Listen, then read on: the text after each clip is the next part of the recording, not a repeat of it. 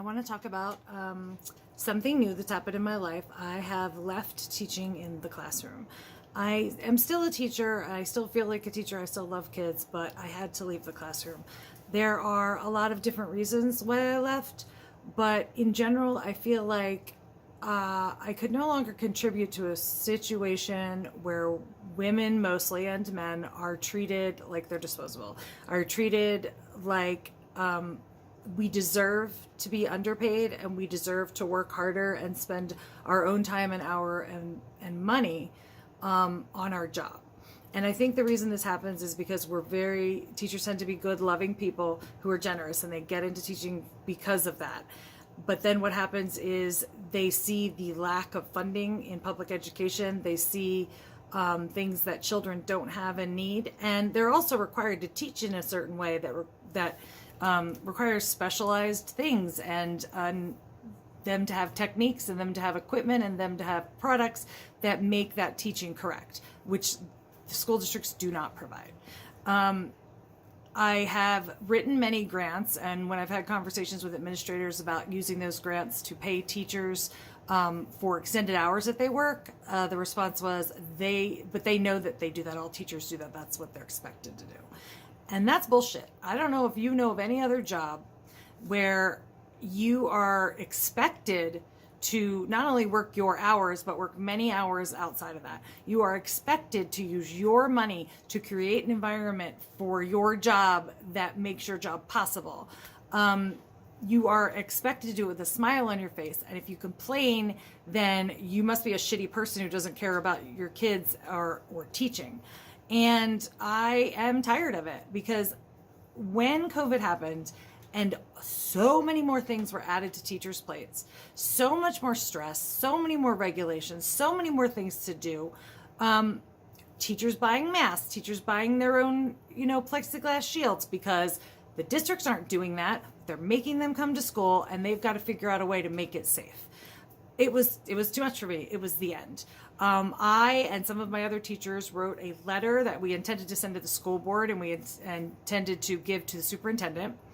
But we first gave it to our principal, who then, in my mind, threw us under the bus and took it to the superintendent without having a discussion with us, even though she said, send it to me so we could talk about it, which is what we did.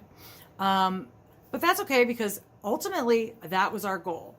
Our goal, however, wasn't to change anything. We knew they wouldn't, but we needed them to understand that they were making us feel disposable, that they were not giving us what we needed, that their expectations were unrealistic.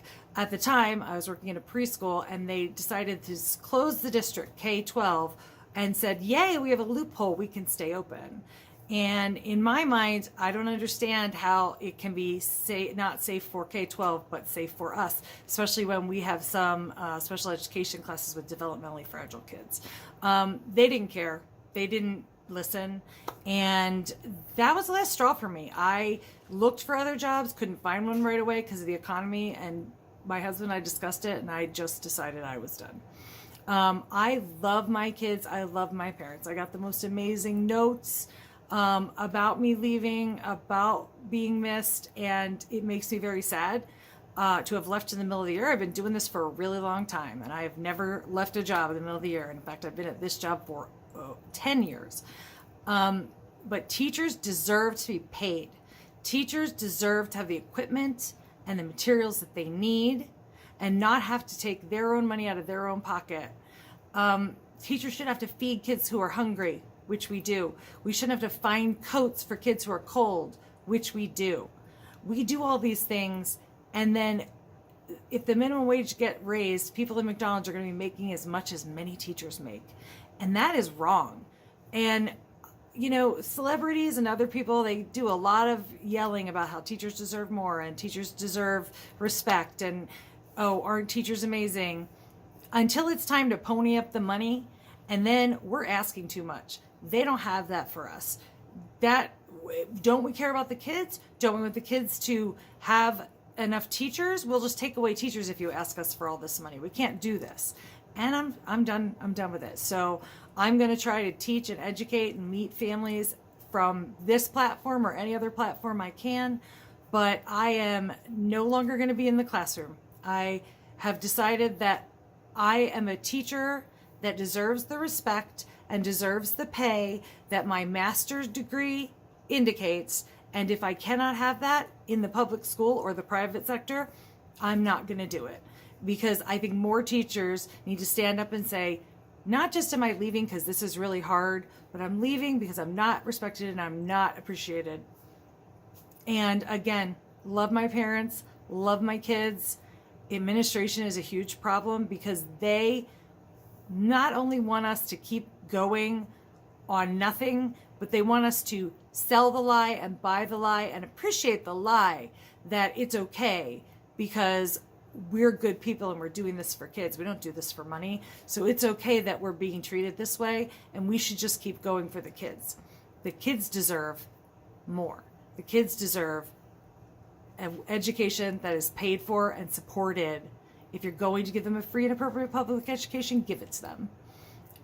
Parents don't know. Parents don't know that anything you see in a classroom that isn't furniture, a teacher put there. If you see a decorated classroom, a teacher decorated that. If you see posters on the wall, a teacher put those on the wall. Everything you see that is not a textbook, a desk, or some material that is by the school, for the school, specifically required for the curriculum, a teacher bought. And frankly, sometimes they buy that too. I've been in situations where I'm given a piece of paper at the beginning of the year and they say, this is your case of paper. Good luck. If you need more paper, oh well. When I first started teaching, I said to the other teachers, where do I get glue? Where do I get crayons? Where do I get scissors? They said, you buy them.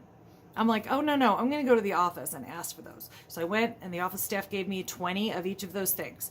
And then the lady said to me, but we can't just do this if every teacher comes in here asking for this. And next year we're going to have less of a budget, so you're going to have to figure this out. But you can't ask parents, because if you write a letter asking parents for things, then they're going to think that the school isn't providing their child with the educational materials they need. So if you send a letter, it has to say on it, all educational materials are provided by the school district, but if you would like to donate, these are the supplies that we need. Well, guess what? That's a lie. It's not supplied by the school district. It's supplied by the teacher. We spend thousands of dollars a year outfitting our classrooms, and we make thousands of dollars less than we should. Even in the states that pay well, they still are not outfitting the classrooms and paying for the things they need to pay for. Teachers do so much for your children. And if the pandemic hasn't shown you that, then I don't know if anything ever will. But on top of all the work that they do, they also provide and create that environment.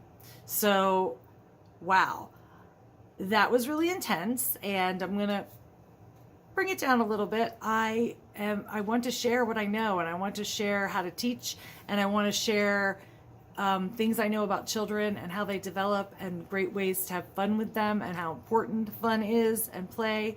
And I want to share things about brain research and inclusion and all the things I've learned over these 25 years that are super important. And maybe they'll help a teacher who's got to do all that work themselves and figure it all out. Or maybe they'll help a mom who is being forced to homeschool.